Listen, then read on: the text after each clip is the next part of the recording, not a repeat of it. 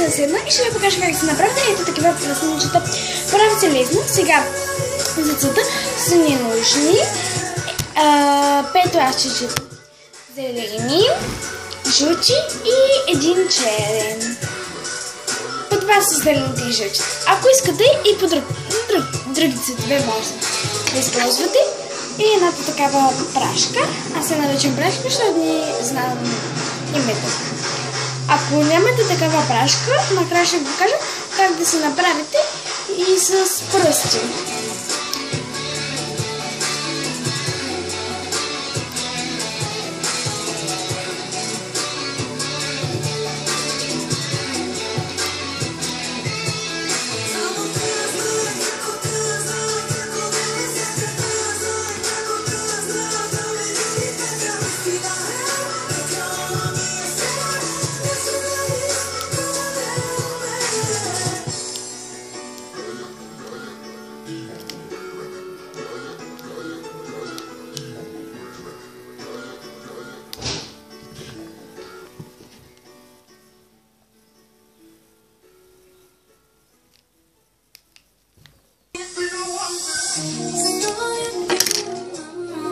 Ето така се прави пръстенчета.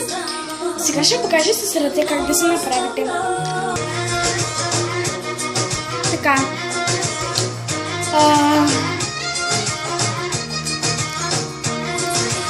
Аз ще използвам същите цветове, като преди малко.